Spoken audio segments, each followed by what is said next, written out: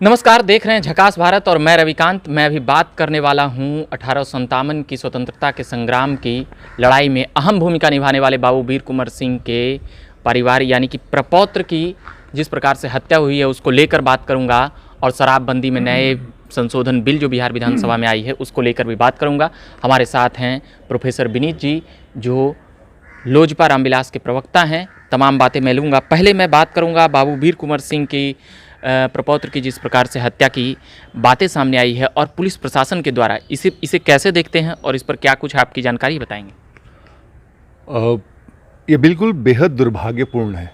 जो परिवार प्रदेश का नहीं देश का भी धरोहर है, बाबू वीर कुंवर सिंह के बारे में जब भी हम बात करते हैं तो एक ऐसे शख्स का चेहरा जहन में आता है जिन्होंने अंग्रेज़ों से लोहा लिया, उनके दांत खट्टे किए, जिनके बारे में कहा जाता है कि 80 वर्ष की हड्डी में जागा जोश पुराना था।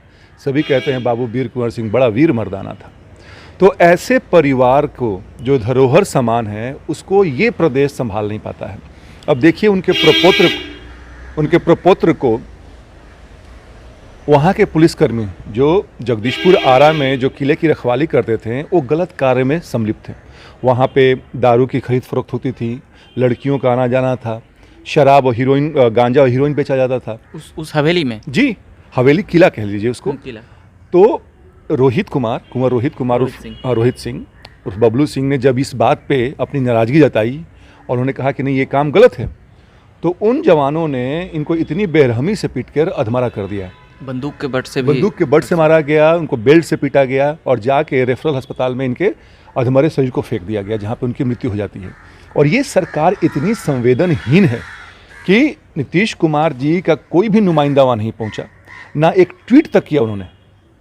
मतलब जिस जगह पे 23 अप्रैल को माननीय गृह मंत्री अमित शाह जी पहुँचने वाले हैं, आप जब वीरता और शौर्य की बात करते हैं, नीतीश कुमार जी बाबू वीर कुंवर सिंह का नाम लेते थकते नहीं हैं, उनकी कमाई खाते हैं अपने इलेक्टोरल पॉलिटिक्स में, और उनके परिवार के प्रति इतनी संवेदनहीनता। मतलब ये मुझे लगता है कि इस प्रदेश का दुर्भाग्य है कि ऐसे मुख्यमंत्री हमारे प्रदेश में हैं जो अपने महानायकों की भी इज्जत नहीं करते हैं। इसमें साफ कहा जा सकता है कि सरकार की बेशर्मी जाहिर हो रही है। बिल्कुल सही कहा आपने। और इससे बड़ा बेहयापन क्या होगा। आप मतलब आरा कितना दूर है, आप किसी मंत्री को भेजते हैं या खुद जाते हैं आप वहाँ पे। उनकी माता श्री पुष्पा सिंह जी कहती हैं कि भाई गृह मंत्री आ रहे हैं, माननीय नरेंद्र मोदी जी पहुँचेंगे, उनको आने की बात कही जा रही है। तो क्या यहाँ के मुख्यमंत्री इतने बड़े ओहदे पे होते हुए भी आपको अपनी जनता के बारे में थोड़ा सा भी, वो भी आम जनता नहीं है, थोड़ा सा भी ध्यान नहीं है।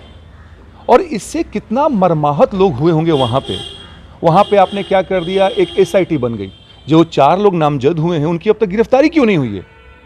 गिरफ्तार पहले कीजिए, उनको सलाखों के पीछे भेजिए और स्पीडी ट्रायल करके उनको कड़ी से सजा दिलवाइए, ताकि ये दोबारा जो ये जघन्य हत्याकांड है ये दोबारा इसके बारे में कोई सोच भी ना सके।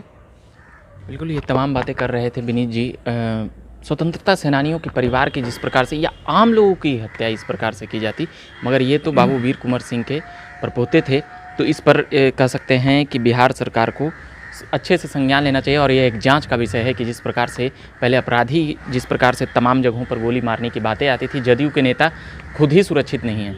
पर अभी मैं बात करूँगा अब शराबबंदी को लेकर। जिस प्रकार से कल विधानसभा में जो बिल पारित हुई है, जो नए संशोधन किया गया है, कह सकते हैं पहली बार में क्या करना है, दूसरी बार में क्या करना है, तीसरी बार में शराब पीते हुए पकड़े जाने पर क्या करना है, तो इसको किस हिसाब से लोजपा रामविलास पार्टी देखती है। मुझे एक ये मजाक लगता है, और मुझे नीतीश कुमार जी में और तुगलक डायनेस्टी में मोहम्मद बिन तुगलक एक शासक हुए थे, उनमें ज़्यादा फर्क नहीं दिखता है। कहते हैं ना, हिंदी में कहावत है कि लौट के बुद्धू घर को आए। ये जो बुद्धू राम है ना, वो धीरे धीरे लौट के आ रहे हैं। अब एक बात बताइए, अभी आपने संशोधन किया, 2016 से लेके अब तक 6 साल में जो लोग जहरीली शराब पीने से मरे उनका क्या। जो गरीब जनता जेल के पीछे पड़ी हुई पीछे सखीशों में खड़ी है, जिनके पास पैसा नहीं अपने बेल के लिए, उनका क्या। जो कोर्ट ने समय ज़ाया किया इन शराब पीने वाले लोगों के लिए, उन पे ज़ाया किया, उनका क्या। और ये देखिए सबसे विडंबना क्या है कि नीतीश कुमार जी ने, हमने कहा था कि एक समानांतर अर्थव्यवस्था खड़ा किया है इन्होंने शराब को लेके, अभी भी वही काम कर रहे हैं। उन्होंने कहा है कि 2 बार आप पिएंगे तो जुर्माना देके आप छूट जाएंगे। जुर्माना क्या है? 5 से लेके 50,000। अब इसका स्लैब कौन बनाएगा? अगर आप देसी पीजिएगा तो 5,000 और विदेशी पीजिएगा तो 15,000। और कौन उसका ये निर्धारित करेगा? कोई मजिस्ट्रेट उसके मन मर्जी पे चीज़ चलेगा कि चलो ठीक है भाई, हमारे पहचान के हैं तो 5,000 काट दिए, और कोई बड़ा हीरो बन रहा है तो उसको 50,000 काट दिए। तो ये कमाई का साधन है। काटा 10,000 का, पैसा लिया 40,000 का। तो ये जो चीज़ है ना, नीतीश कुमार जी को समझ में नहीं आता है। देखिए, सुंदरकांड में तुलसीदास कहते हैं, सच्यु वैद गुरु तिन्नी जो प्रिय बोलही भय आस, राज धर्म तन तिन्ही कर हो ही बेगही नास। तो जो इनके सलाहकार हैं, हालांकि लोग IAS ऑफिसर हैं, पढ़े लिखे होते हैं, लेकिन पता नहीं कौन इनको सलाह देता है कि ऐसे ऐसे ये मजाक है। देखिएगा, ये एक अलग ढंग का करप्शन का एक ये प्रणाली बनेगी और एक और तरह का ये व्यवस्था कायम होगा।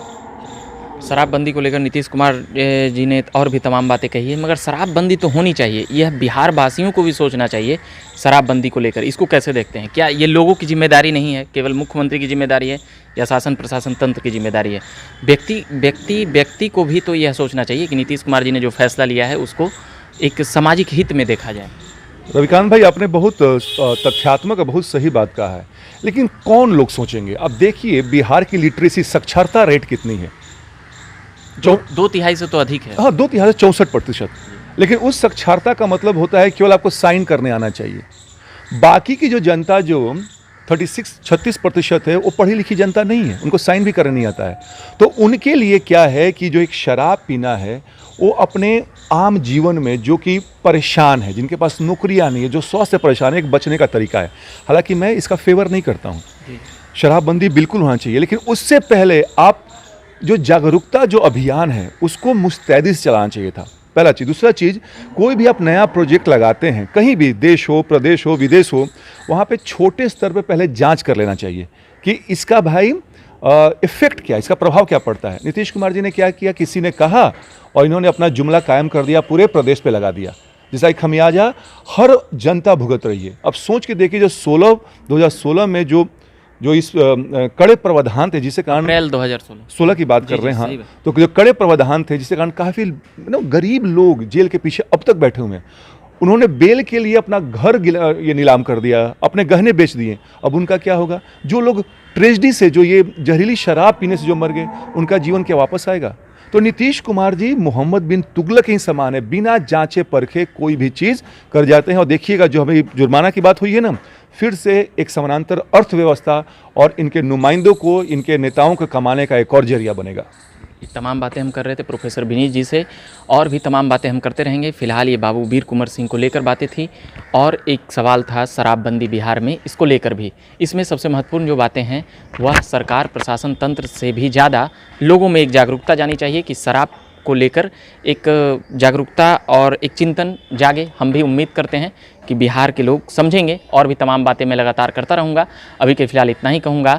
कैमरे के पीछे विनोद जी हैं, उनको धन्यवाद, और तमाम खबरें देखने के लिए आप झकास भारत देखते रहिए। मेरा नाम हुआ रविकांत, धन्यवाद।